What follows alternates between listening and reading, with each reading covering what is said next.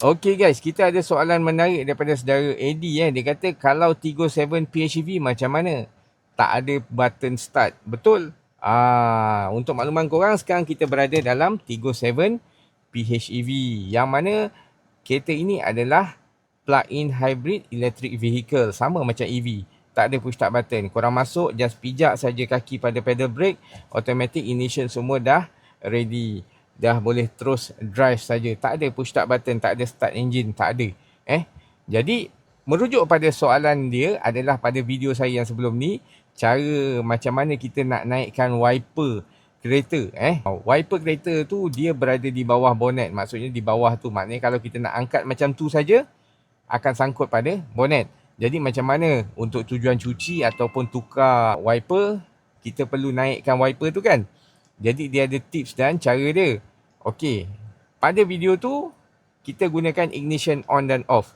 Tapi dalam kereta Tiggo 7 PHEV tak ada ignition on dan off, tak ada power button, tak ada push start button. Jadi macam mana cara kita nak naikkan wiper tu kalau tak ada ignition, tak ada push start button? Okey, untuk kereta-kereta PHEV ada ignition off tapi bukanlah push start button. Okey, caranya adalah dengan kita kena slide skrin ni ke bawah dan dia akan keluar. Nampak tu? Power off. Ini yang kita kena off. Bila kita off saja, semua sistem kereta akan off. Macam matikan kereta lah, senang cerita. Ramai yang tak tahu kan? Jadi ini hari ni korang dapat tahu. So, ada ignition off. Caranya adalah dengan kita off power off ni and then sama je kita turunkan stick untuk wiper ni ke bawah dan wiper akan naik. Okey, tengok kita buat. Okey, kita tekan power off.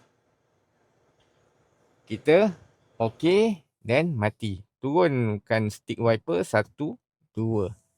Then see, wiper kita dah start. Jadi dekat situ bolehlah kita nak buat cuci-cuci ke, kita nak tukar wiper ke, kita boleh angkat wiper ni ke atas. Nampak tu. So guys, dapat kan? Bila dah off macam ni, kita nak on balik, kita just push the pedal brake. So dia on balik. Then kita off balik wiper. Simple. Okay guys, kalau dapat sesuatu, jangan lupa untuk follow, like and share. Jangan jauh-jauh, follow rapat-rapat. Assalamualaikum.